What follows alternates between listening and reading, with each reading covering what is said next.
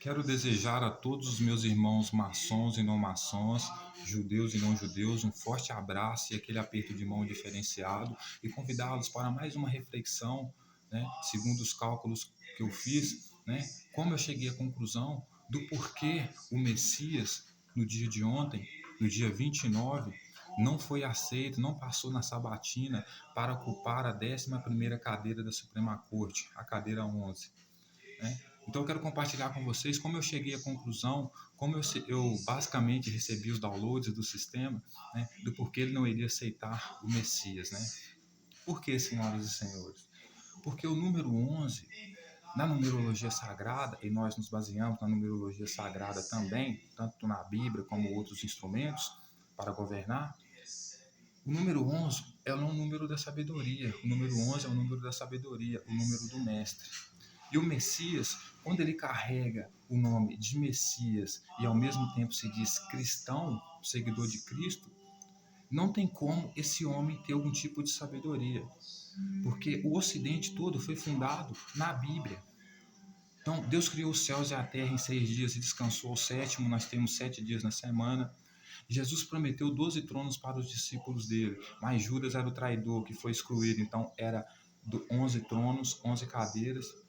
Então, a numerologia sagrada que acontece dentro da Bíblia está em todo canto.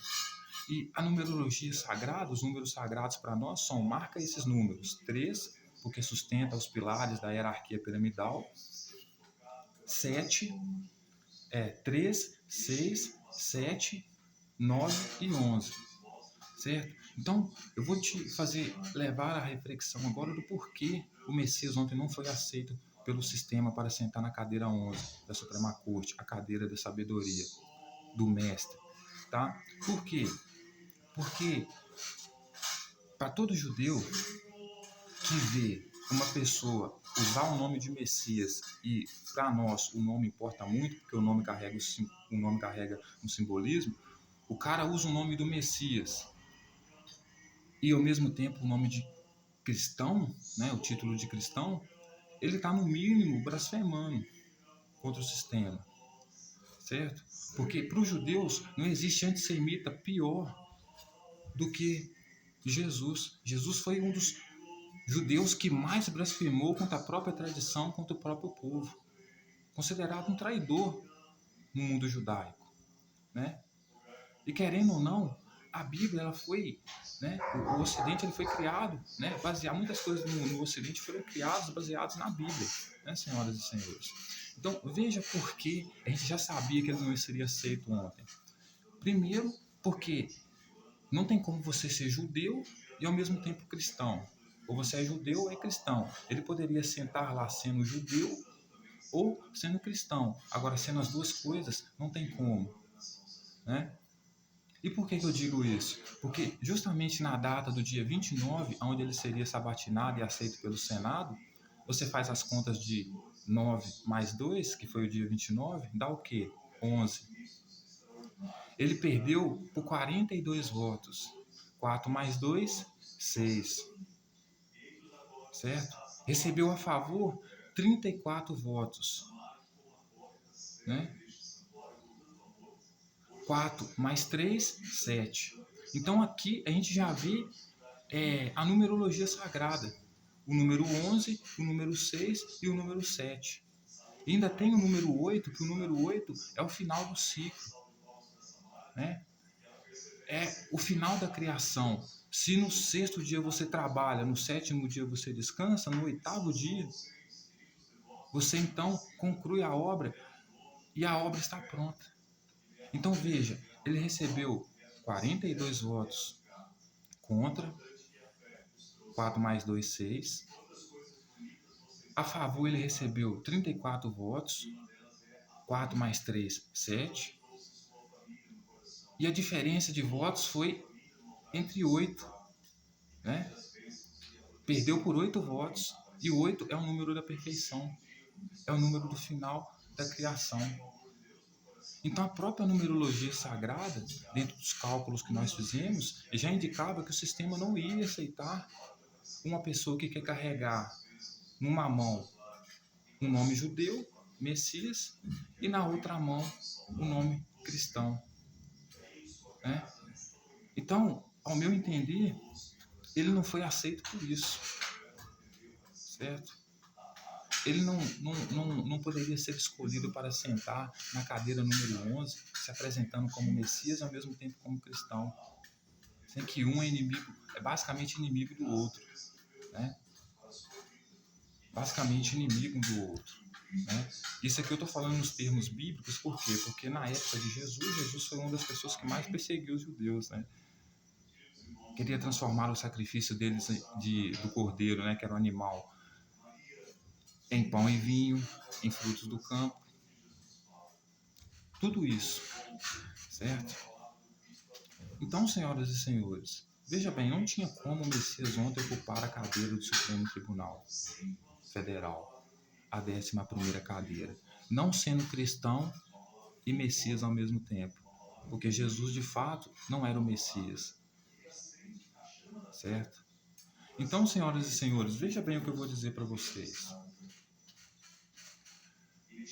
Vamos supor que nós estamos no trem da vida, né? E quando você pega esse número 42, 4 mais 2, 6, a 34, 3 mais 4, 7, então você soma 6 mais 7, vai dar o quê? 13. 13 é o número do meu aniversário, porque eu nasci em 13 de novembro. Então eu poderia até dizer que aquela cadeira do Supremo Tribunal deveria ser, quem deveria sentar lá era eu. Deve ser eu, né? Porque eu tenho a verdadeira sabedoria para sentar naquela cadeira, certo? E não uma pessoa que se diz que é Messias e ao mesmo tempo diz que é cristão e aponta para os cristãos sendo Messias, porque o Messias não vem para salvar cristão e não vem para governar para cristão, ele vem governar para judeu. Então olha a bagunça que eles fazem, né? Tentando utilizar um nome simbólico para encaixar o cara dentro do sistema, né? E a cadeira 11 da Suprema Corte é uma cadeira muito importante, senhoras e senhores. Não é qualquer um que vai sentar lá. Então, para nós, ou eu vou sentar lá, nascido no 13 de novembro de 1997, ou quem vai sentar lá vai ser uma mulher, ou um judeu, ou um ateu. Porque nós já temos um católico e um evangélico lá. Não precisamos de outro, né? Então, qual que foi o erro do Lula? O erro do Lula é tentar achar que ele vai destruir um sistema utilizando as ferramentas do sistema, que é o que muitos propõem, né? Dizem que são contra o sistema, mas trabalham para o sistema. Seja sendo policial, não importa, senhoras e senhores. Qualquer profissão que você faça, você está trabalhando para o sistema, certo? Porque o sistema é o que mantém a ordem e a hierarquia de todas as coisas. Imagine que o nosso mundo, a nossa sociedade, ela é como um trem, certo? Aí você tem o motor do trem. O motor do trem é a classe intelectual. E você tem os outros vagões. E cada um exerce a sua atividade predestinada.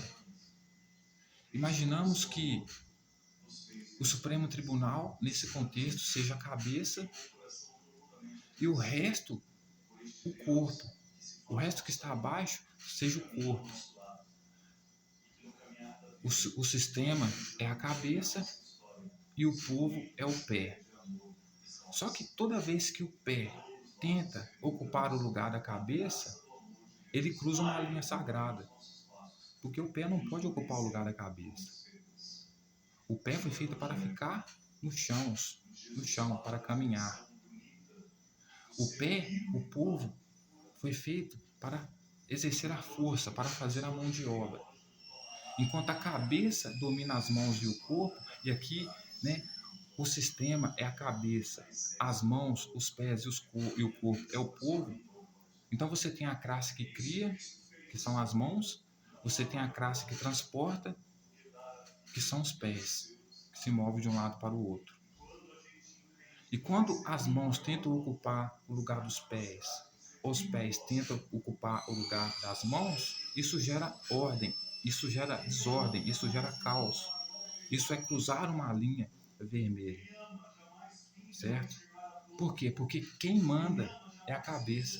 A cabeça decide o que os pés e as mãos vão fazer. E não as mãos e os pés decidem o que a cabeça vai fazer. É uma hierarquia que precisa ser seguida, certo? Então, desde o começo, eu já imaginava de que o Messias não iria ocupar aquela cadeira no Supremo. Porque ele se declarando cristão e Messias ao mesmo tempo, porque no fundo era isso que ele queria dizer, porque se não fosse isso ele tinha se apresentado como Jorge, e talvez tivesse tido muito mais êxito. Ele entra numa contradição muito grande quando ele se apresenta como Messias e ao mesmo tempo como cristão. Então, o povo, esse é o problema da democracia, porque o povo, ele não trabalha em prol do coletivo. Ele atende os seus desejos, ele quer os seus desejos individuais atendidos. E como nós nos baseamos muito na Bíblia, como o próprio Jesus diz, não tem como o reino subsistir, não tem como o reino permanecer se ele estiver dividido. E o povo é dividido. Por isso tem a esquerda e tem a direita. Quando você faz alguma coisa pela direita, você deixa de fazer pela esquerda. Quando você agrada a direita, você desagrada a esquerda. E o Supremo Tribunal Federal, ele não pode depender do que nós chamamos de democracia, do voto do povo. Porque o povo ele acha que se ele vota em alguém, essa pessoa tem que atender os desejos individuais dele. E o Supremo não está aqui para defender desejos individuais de evangélico, ou desejos individuais de cristãos, ou etc, etc. Ele está aqui para cumprir a ordem, para manter a ordem, para manter a hierarquia. Para manter a ordem de todas as coisas, cada um na sua posição pré-destinada, pré-ordenada. Por quê? Porque isso é o sistema que vai do Supremo Tribunal, né, a hierarquia maior que nós temos na nossa sociedade, até o camponês que joga a semente no chão, ou o operário. Então o sistema, a cabeça dita as ordens e o corpo obedece. E o corpo, como eu já disse, é a massa. Certo? Então, senhoras e senhores, desde o começo eu já imaginava que não iria dar certo. Que o Messias não seria aceito, não sendo cristão na Suprema Corte, para ocupar a cadeira 11, que dentro da nossa numerologia sagrada é o número da sabedoria, é o número do mestre. Como você se diz mestre, querendo ocupar uma cadeira, né?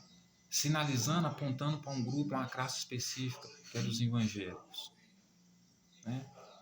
O Supremo, ele não tem que agradar ninguém mesmo, né? Aí o pessoal disse que nós tiramos o Messias de lá, né, por causa da decisão política do Lula, porque Lula indicou ele por uma posição política. Pessoal, todas as decisões na sociedade são tomadas de forma política. Tudo que nós fazemos é política. Quando você decide quem manda na sua casa, você ou sua mulher, quando você decide cumprir uma ordem, quando você decide dar uma ordem, tudo isso é feito através de política. Então, se eles não aceitaram o Messias porque o Lula escolheu ele por causa de uma decisão política, porque isso é o de menos. Não aceitaram o Messias por causa da própria contradição que ele carrega consigo mesmo. Não tem como ele ser Messias e cristão ao mesmo tempo, evangélico ao mesmo tempo. Porque o judeu, ele não tem Jesus como Salvador. Então só o fato dele tentar encabeçar isso aí, ele já demonstrou falta de sabedoria.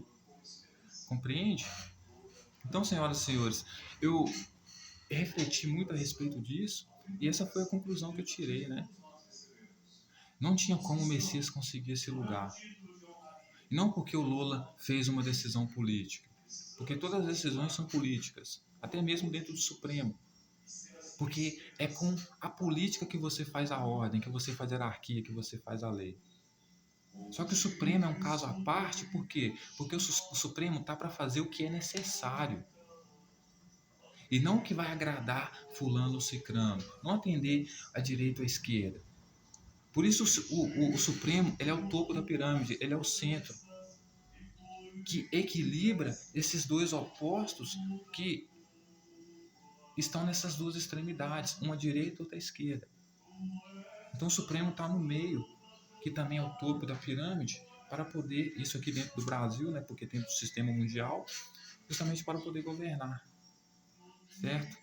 Porque se você achar que o Messias não foi aceito por causa de uma escolha política, ou não deve ser aceito por causa de uma escolha política, então o Senado também não deve ter direito a escolher um ministro da Suprema Corte.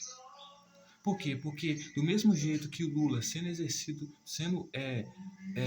estabelecido como governante pela massa, escolheu uma das pessoas dele lá para o Supremo como se fosse o desejo da massa, a mesma coisa o Senado. Por quê? Porque o Senado também ele é eleito pela massa.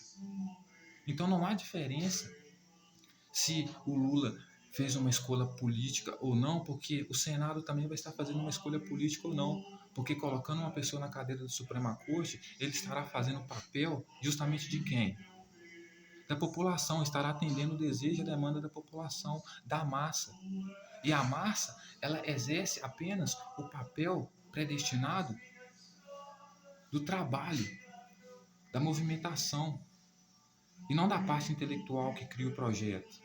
Então, o que nós queremos dizer com isso, ou o que eu quero dizer com isso, é que o ministro da Suprema Corte, ele não deve ser eleito pelo presidente da República, porque o presidente da República foi escolhido pela massa, e por causa da pressão de ter escolhido pela massa, ele vai escolher alguém que agrade a massa para colocar lá. Como também ninguém do Senado ou nenhum deputado pode escolher também. Por quê? Porque eles foram eleitos de forma pela massa. Então, quando eles colocam algum eleito deles lá, eles estão agradando alguma parte da massa e não o coletivo inteiro.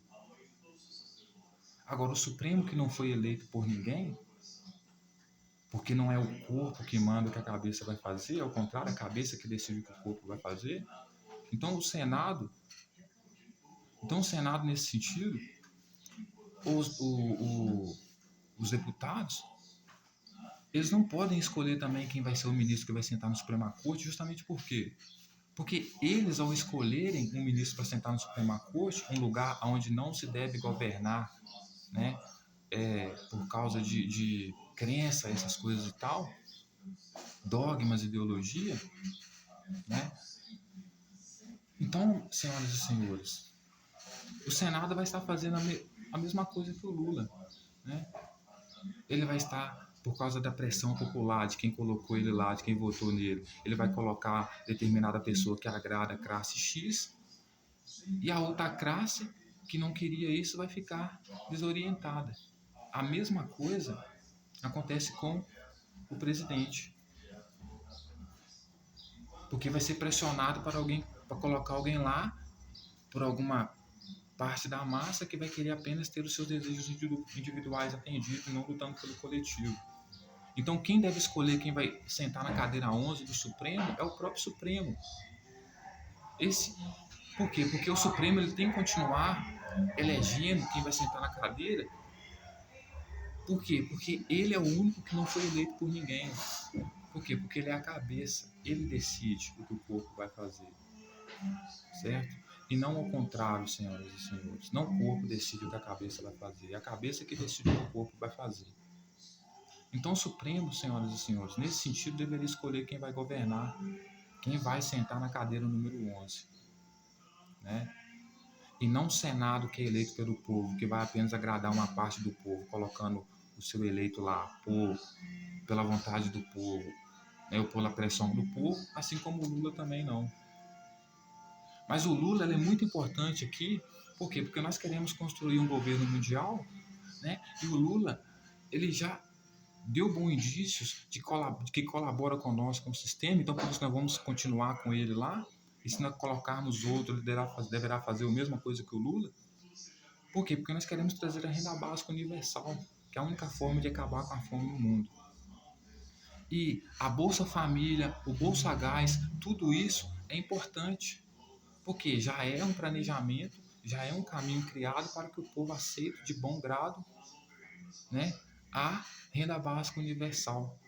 Então, por isso o Bolsa Família, né, por isso o Bolsa Gás, Bolsa tudo, porque já é uma preparação. Então, o Messias jamais seria aceito por esse motivo.